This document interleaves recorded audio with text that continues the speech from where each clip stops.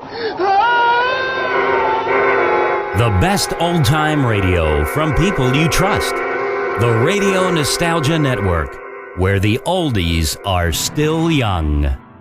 In the dream, you are falling, lost in the listening distance, as dark locks in.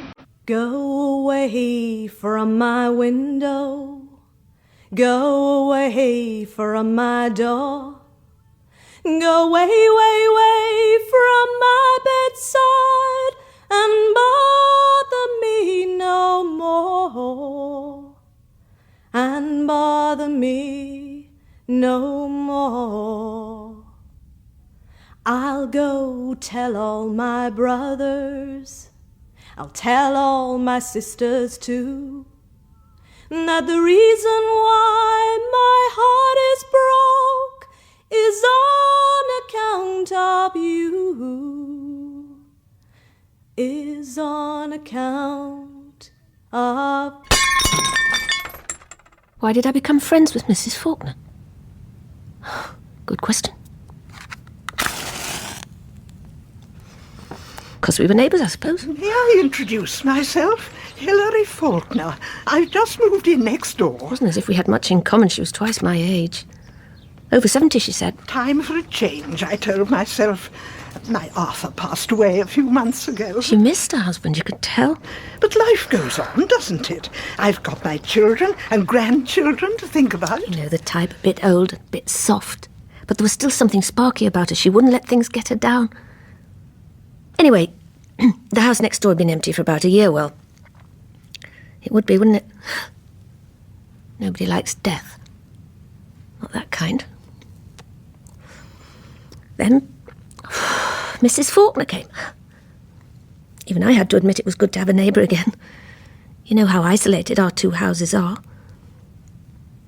I was digging up some long dead flowers in the garden a few days after she moved in. Do join me in a cup of tea, and you might do me a very small favour. I'm trying to open a jar of jam, but I've got a touch of arthritis in my hands. Could you possibly? She smiled in that persuasive way of hers. I went in and opened a jar of jam, and that's how it started. Have a scone, dear. May I call you Christine? They were warm from the oven. My chest isn't too good. I don't like to go out in damp weather. It's very pleasant. There was something about her. She was sort of comforting to be with. She let you talk and really listened. I told her things I've never told anyone. But I didn't want to get too close. I always thought of her as Mrs. Faulkner, not Hilary. Kept that little distance between us. All the same, I think you could say we were friends. She wasn't always putting herself forward, trying to impress you, not like some people. More tea? Please. You've made the house very nice. It was very nice when I moved in. Just a bit neglected round the edges from standing empty so long. I can't understand why such an attractive house didn't sell straight away. They didn't tell you? The estate agent explained about the isolated position. He did warn me, but I fell in love with it. I had to have it. It's very large for... Just for me, you mean? Oh, I chose this town to be equidistant from all my children. I've got 3, you know, and 7 grandchildren. Yes, so I need a big house. There I go, talking too much about myself. Didn't they tell me what? It's nothing, really. Oh, come on, Christine. You've roused my curiosity now. Perhaps I shouldn't say. Well, is there something wrong with the house? No, nothing at all. Is it haunted?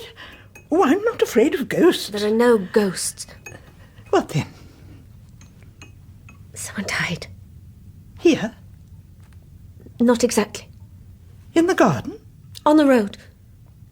On the hill that leads down to Thornton. A traffic accident? Oh, dear. Who was the person who died? Eleanor. She lived here. With her husband and little boy. How sad. A child needs its mother. Oh, so they moved away. Oh, Christine, you're trembling. Let me take your cup.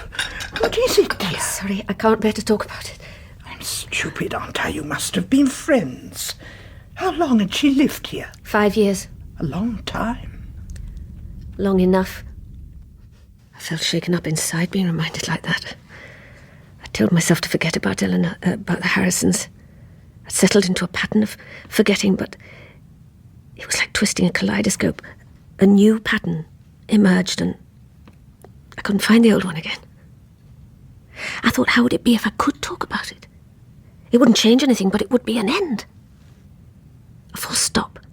Oh, Christine, it's you. Come in. I just put the kettle on. How are you today? Legs are a bit stiff. I saw Bellman's van. I asked them to deliver my groceries. I haven't got round to unpacking them yet. I'll help you. Oh, you're a godsend.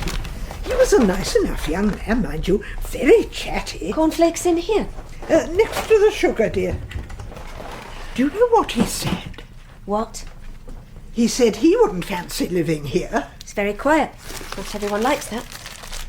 Then he asked me if I got nightmares. What about these biscuits? Rather an odd remark, don't you think? I'll put them on this shelf. They'll be easier for you to read. Why would I get nightmares, I wonder? I don't know. I've always slept very soundly. I'll put the washing up liquid by the sink. Christine, why was this house empty for so long? Not that again. Just as you like. The car crash. The one you told me about. Perhaps the young man was referring to that. Probably. It was in all the papers. It was an accident, wasn't it? I didn't say that. Arthur used to reckon I had only one weakness, my curiosity. You mean you're going to keep on at me until I tell you? I'm afraid it's a possibility. I did try to question the delivery man, but he was in a hurry. Ask anyone, he said. Everyone knows about the Harrison case around here. Then he drove off. I should take his advice then. I don't get out much now. There's only you I can ask, Christine.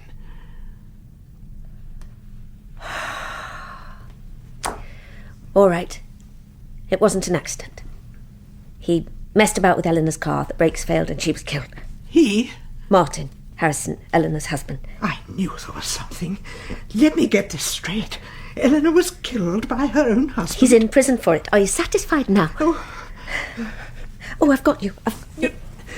Let me sit for a minute. Your hands are quite clammy. It knocks the stuffing out of you. I'm living in a house where a murderer once lived. He ate in this kitchen. He touched these taps, this worktop. Did he sleep in my bedroom? Don't. I'm 72 years old, and I don't think I've ever felt quite like this. It's a shock, of course. But you know, it's rather exciting, too. You'd better tell me all about it. Is this a good idea, Mrs. Faulkner? I'm probably the only person in this town who doesn't know the story, and I think I should.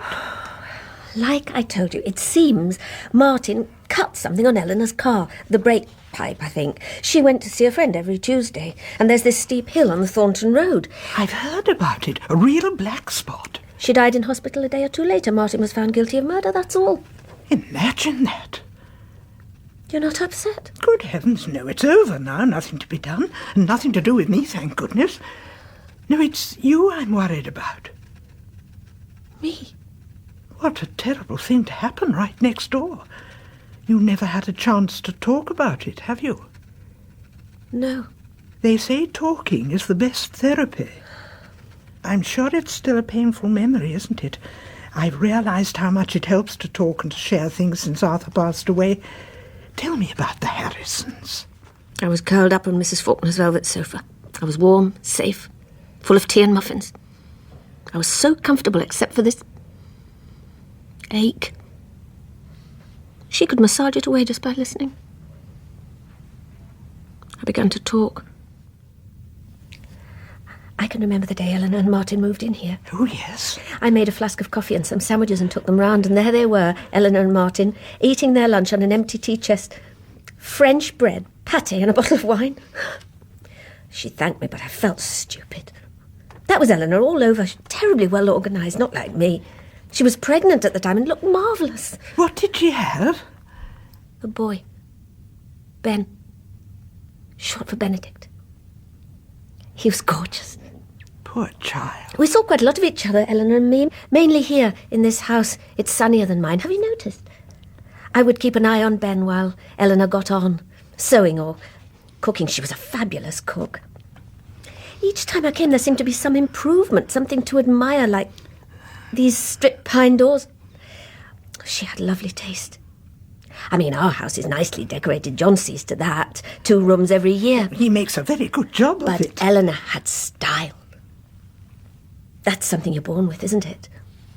I never felt comfortable when she came round to our house. But it's a charming house.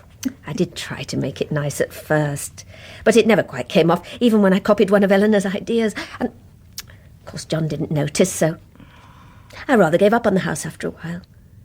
He and Martin were forever doing up old cars. By that time, we hardly ever saw them.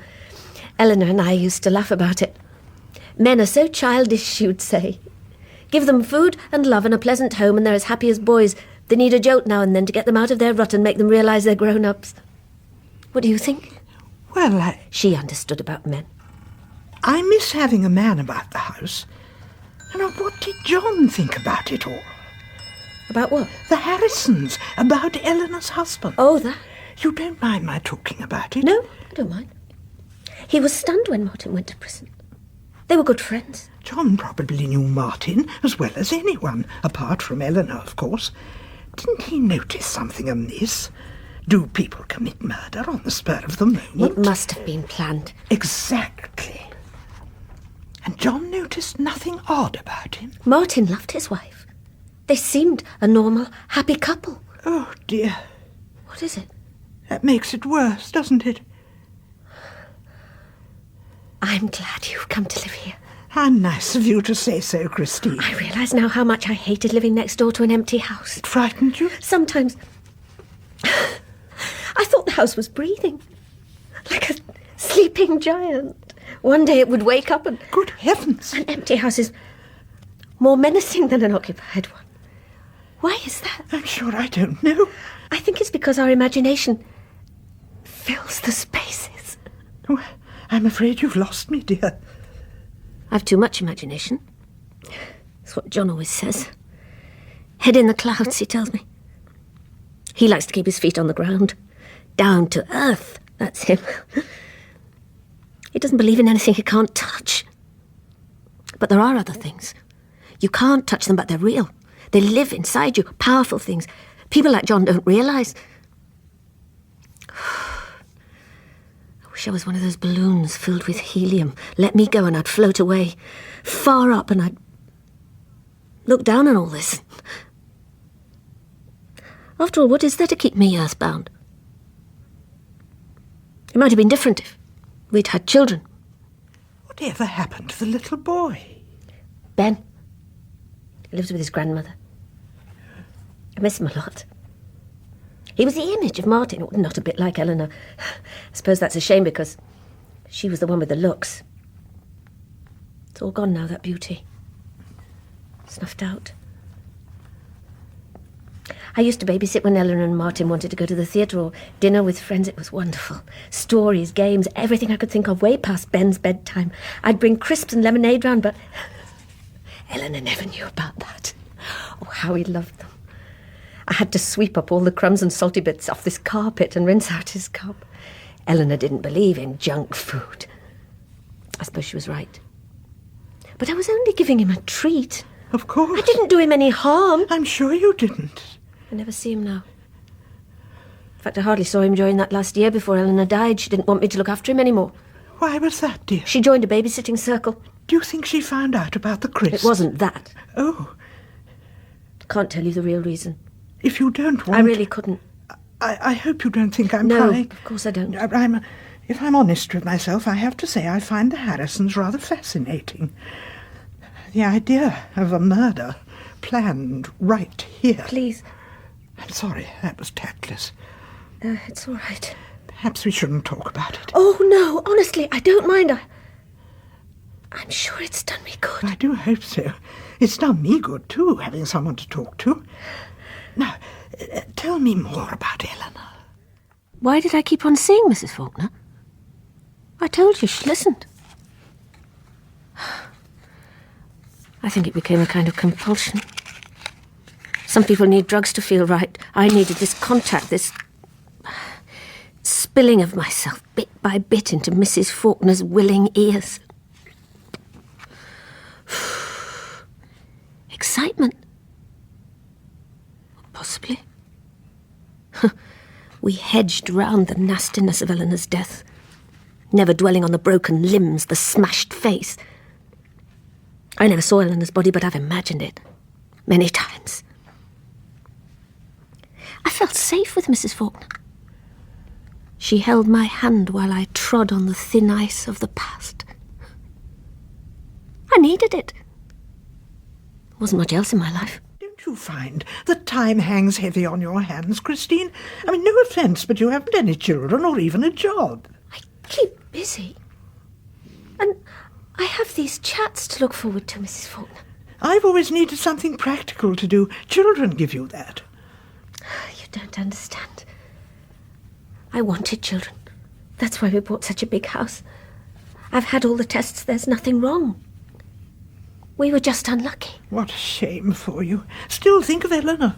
People must have thought she had all the luck. She seemed to have everything. And look what happened to her. She had everything. Was money a problem by any chance, or did she have that too? We never seemed short of money, not like us. We've always had to scrimp on John's teaching salary. What did Martin do? Oh, he was the manager at a big garage, but he liked nothing better than getting his hands oily. And Eleanor stayed at home and looked after Ben? Quite right, I too. did have a job once, in a clothes shop in town, but I had to leave in the end. Too dreamy, they said. Unpunctual. I let the stock get in a mess, and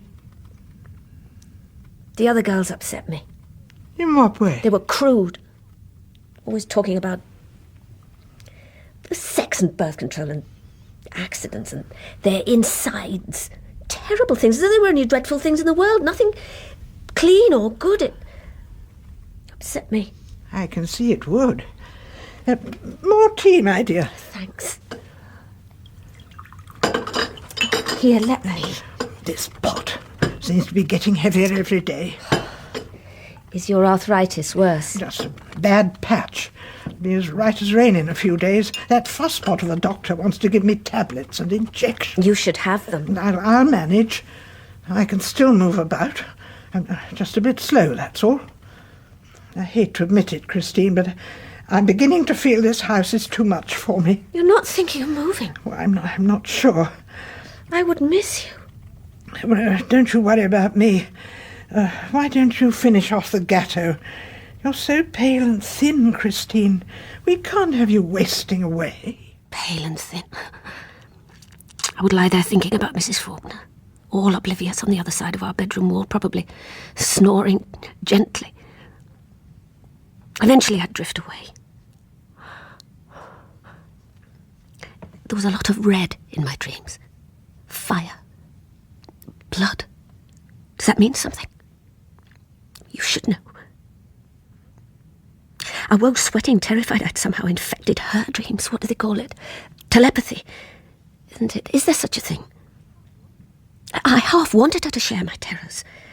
It would make a kind of bond between us.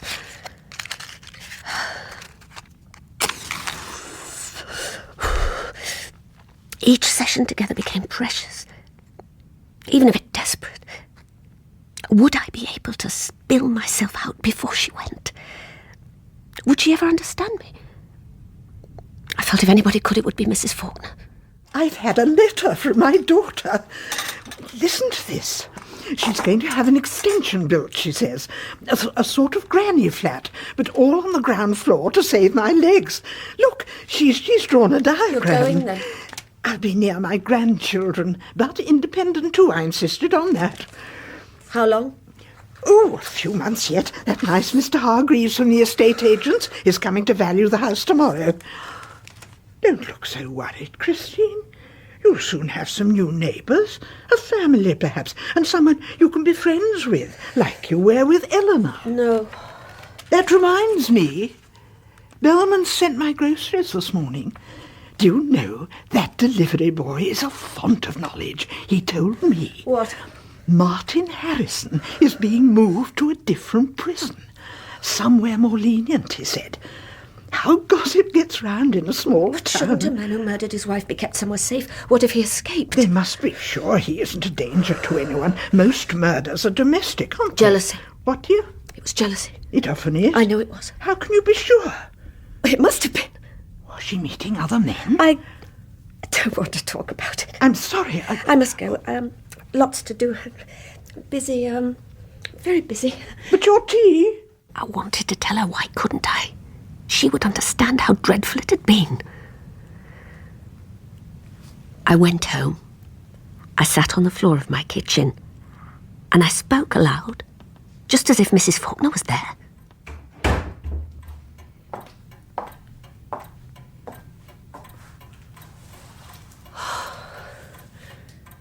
Mrs. Faulkner. It was one afternoon, Mrs. Faulkner, about a year before she died. Yes, dear? I popped around as usual and found the door locked. Eleanor never locked her door. I knew she was in. Her car was outside and I could hear Ben singing away to himself in his cot upstairs. Then I noticed the front room curtains. They were drawn, but not very carefully. I peered through the gap and saw Eleanor sprawled on the carpet with a man. It wasn't Martin. Her dress was pulled right up and she was wearing black stockings. Like a fool, I just stared. Eleanor saw me. You see, Mrs. Faulkner, she looked at me quite coolly and then she began to smile. Poor Christine, what on earth did you do? I backed away from the window. I remember feeling angry. Why couldn't she pull her curtains properly? My cheeks were burning as I ran home. It was me who felt guilty. That's why you fell out with Eleanor. I kept thinking, how could you? Disgusting, disgusting with some stranger. And Ben, upstairs, that was the worst thing. If people can't look after their children, they shouldn't have them. I quite agree. I didn't go round any more. She got other people to look after Ben. We can't impose on you any longer, she said. I've joined a babysitting circle. Why should I be punished? Then I began thinking. What? I'd hardly seen him. Just a head, a back, a white shirt. I knew it wasn't Martin. He's got fair hair. This man was dark. Like John. John wore a white shirt that day. And I checked his timetable. A double free period that afternoon. Then I knew. No wonder she was so pally. No wonder he didn't talk to me anymore. But she already had everything. Why did she have to take what was mine? So much unhappiness. Then something funny happened. The less I saw of Eleanor, the more oppressed by her I became. And that was when John started getting at me about the state of the house. So much unhappiness. I never told him that I knew. We went on as usual. It might have been somebody else. You can't be sure. I told myself that often. But in my heart, I knew. They treated me as though I wasn't there. Oh. I got up off the floor to answer the phone.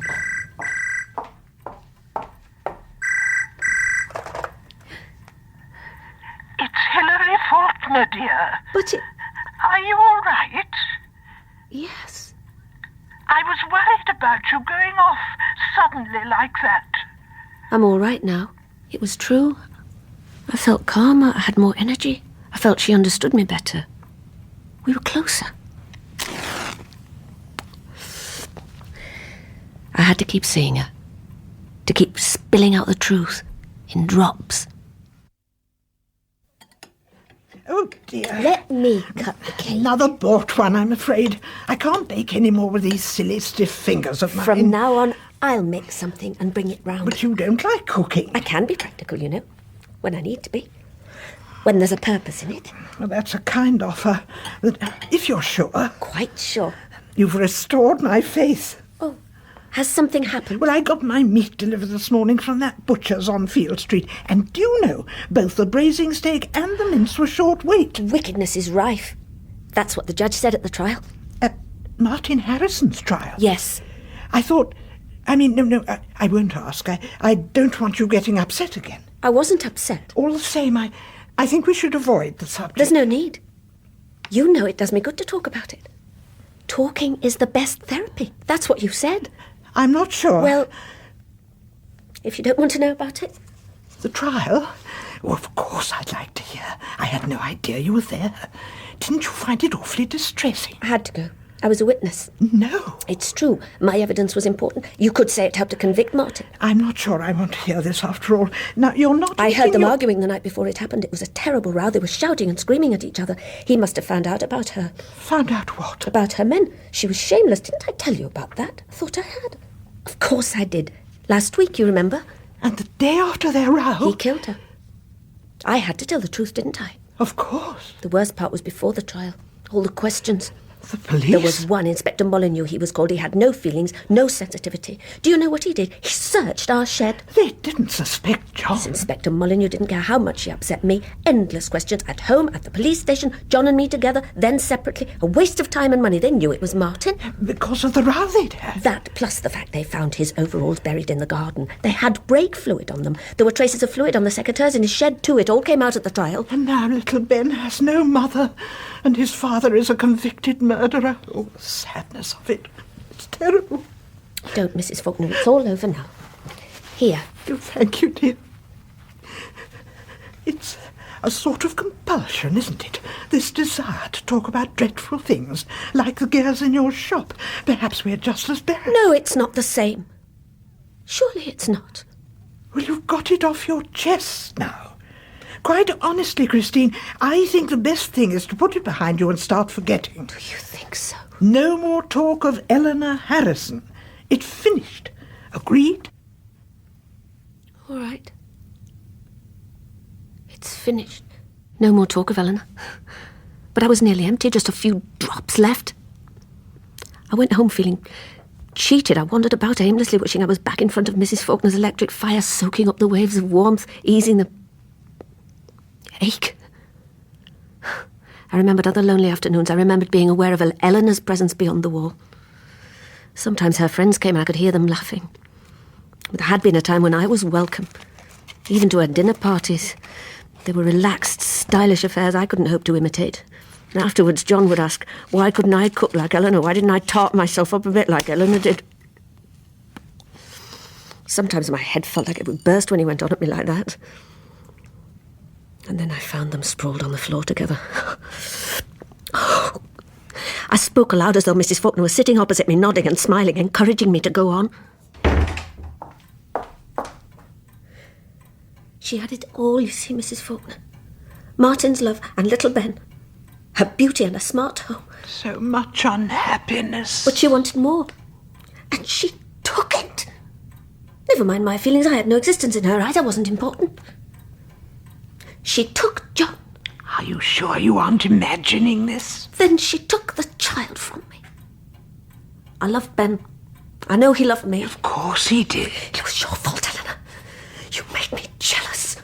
I thought you liked me. I thought we were friends, but you used me. You wanted John and our friendship counted for nothing. Perhaps it never had any meaning. Perhaps I was always the sounding board for your many perfections. When you stopped letting me play with Ben, I began to see you differently. She used you. You corrupted my friendship into envy. You were so smug, so prosperous. You sucked me dry. You fed on me like a leech. She sucked you dry. You were all substance, and I was a shadow. I caught sight of myself in a mirror.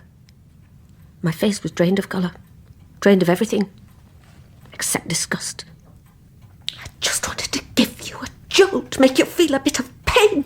I didn't mean to kill you, Eleanor. With one blow I smashed it. Fragments of silvered glass tumbled to the floor. You hated her that much? Hate? How could I hate Eleanor? Perfection is to be admired, not hated. But it had to go somewhere, all that feeling, blowing me up, weighing me down until I was a balloon filled with lead. I understand now. You understand, yes. Yes. She made me hate myself.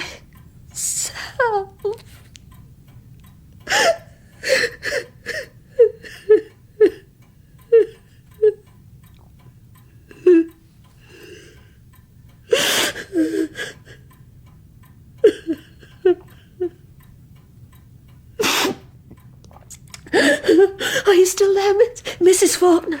I'm here. Don't go.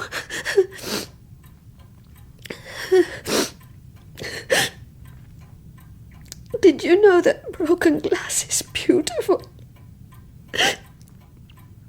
Like cracked ice. What about the car, Christine? Oh, that. Oh, it was easy. John had borrowed one of Martin's car manuals the weekend before I stayed up late. Studied the diagrams. Saw where I could cut the flexible brake pipe. I'd heard about such things. Men talk as though women are incapable of understanding. I did it in the morning, while Eleanor took Ben for a walk. I wore Martin's overalls and used his secateurs. The Harrisons never locked their shed. She went to see a friend every Tuesday while Ben was at playgroup. There's this steep hill. What about the row they had the night before? There was no row. John was out at a parents' evening, so it was Martin's word against mine. I got away with it. I'm not always in a dream. I can think and plan if I want to, if I really want to. Eleanor couldn't have done it better. You killed her. I didn't mean to. And the boy? I'm sorry about Ben. Afterwards, I had a wild idea. We could adopt him. John soon put an end to that. Does John know what you did? I doubt it. He hasn't the imagination. You're the only one who knows, Mrs. Faulkner. Inspector Molyneux, with his hard face and his endless questions, he couldn't get it out of me. You don't hate me. I've told you because I thought you'd understand. I had to tell someone. It was too much to carry alone. It's always better to share things, isn't it, Mrs. Faulkner? Isn't it? Mrs. Faulkner? Mrs. Faulkner! There was no answer. I crumpled to the floor and lay there a long time. Eventually I went upstairs to the bathroom. But the mirror reflected a ghost. I smashed that too. Took ages to clear up all the broken glass. It gave me something to do. The pieces of mirror were like flints. Razor sharp, I cut my fingers several times, tiny splits that sprouted blood. Before I fetched my gardening gloves. I threw the shards into the dustbin. They made a noise to wake the neighbourhood. Only there's no one else in our neighbourhood. Just Mrs. Faulkner and me. She didn't come back until night. I was waiting for her, lying stiff and straight in my bed. Are you there, Mrs. Faulkner? What about Ben? He's safe with his granny. The child needs its mother. I know. You killed her. There were reasons. She pushed me. I thought you understood. What about the row they had? What about the car? Why did you hate her so much? I thought I explained. It was me. I'm no good. I know that. I destroyed her. I should have destroyed myself. Forgive me. That traffic accident. I'm sorry. You planned it in cold blood. Don't go. Come back. Where are you? What shall I do? I can't hear you. Shall I tell? No, don't tell. I only wanted you to know. You understand me, don't you? Poor child. Hold me. Only 5 years old. I never meant to harm you. You took his mother. No. A child needs its mother. Don't tell anyone. Poor child. I know.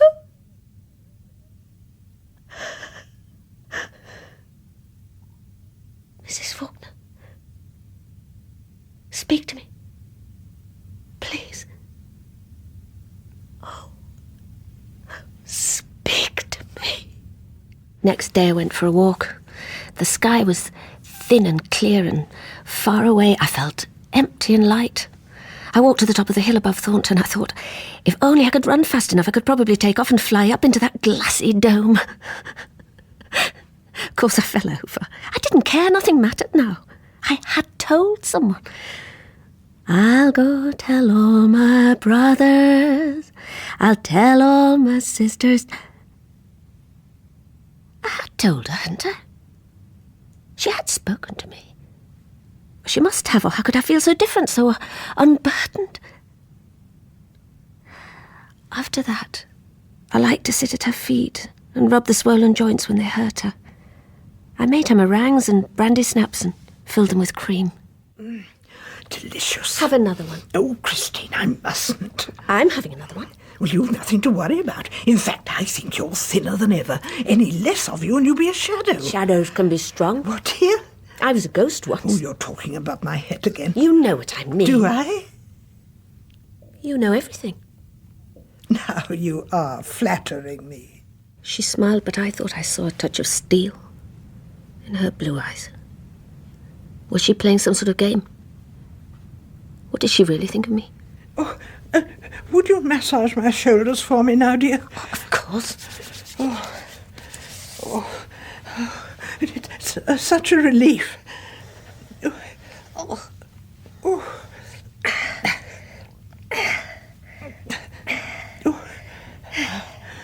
More? Please. I massaged her pain away. Her body, despite its bulk, was quite frail. Under all that flesh, there was no strength in her. Oh, thank you. That's much better. Anything else? You made me sound like a hard taskmaster. Well, since you ask, a fresh pot of tea would be lovely. The more I did, the more she seemed to want. The blue eyes watched me, piercing my thoughts. There was a subtle balance of power between us. Then it tipped and I began to slide down.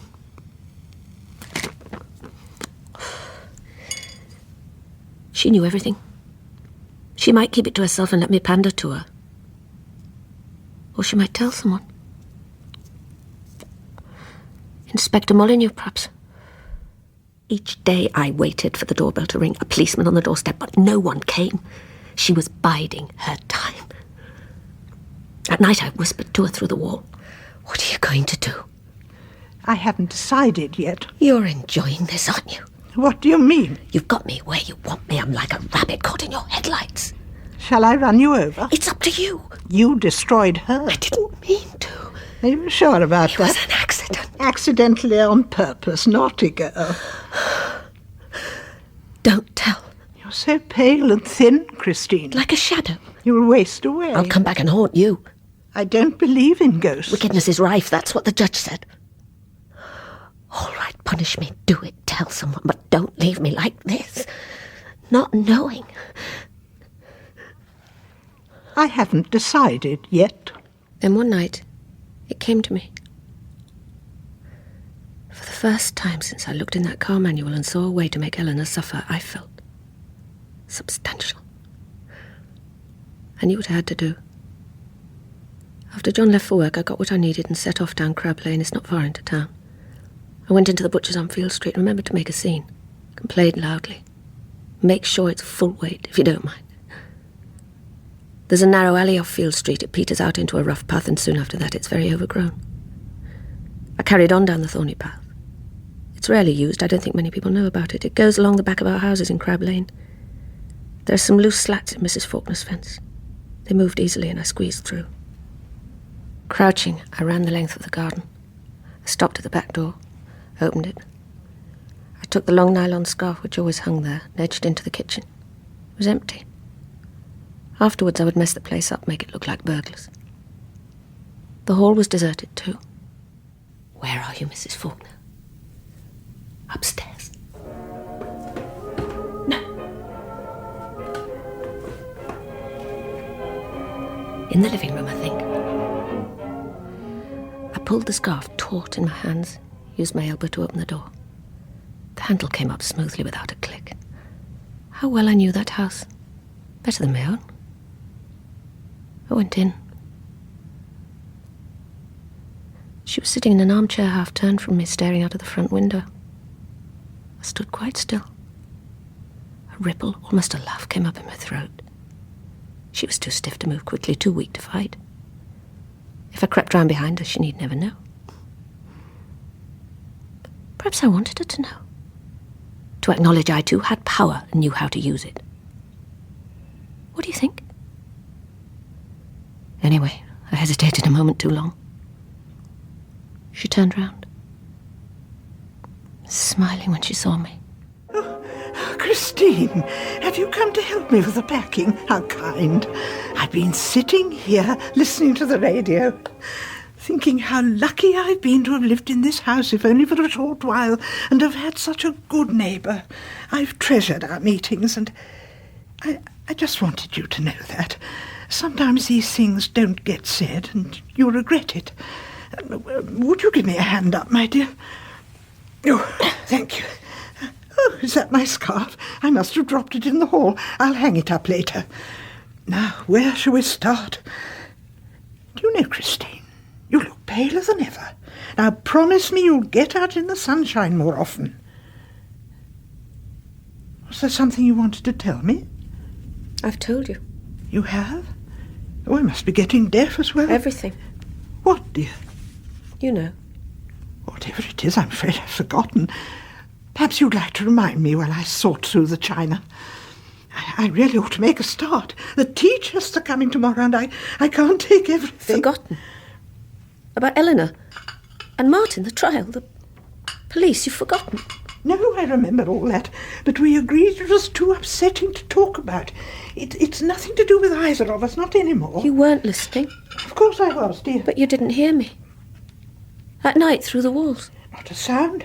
I always sleep like a log. You mean I imagined it? Oh, it sounds like it. I'd like you to have these plates, Christine. They were my mother's. Here you are, dear. Oh. It's still inside me. Like a stone, like a stillborn child. Don't be upset. It was just an accident. Accidentally on purpose. But they were my mother's. Can't carry it any longer. It's too heavy. Sometimes I don't understand you, Christine. I went home and phoned the police. I like Mrs. Faulkner. Perhaps she was the only person I ever really liked. But that was the idea, wasn't it? Who planted her next door? Was it you? Or was it Inspector Molyneux? Yes. He knew all along, didn't he? Bother me no more. His mother, I suppose, of course she must have been. She must have been a Mrs. Molyneux before she married Arthur. She was a good listener, I'll give her that. Nearly as good as you, Doctor. I shall miss those cosy afternoons. But perhaps she never really liked me at all. Perhaps it was all an act. Another reason why my heart is broke is on account of you. Just wait, Mrs. Faulkner. Just wait till I get out of here. I'll go tell all my brothers, tell all my sisters too, that the reason why my heart is broke is on account of you, is on account of you.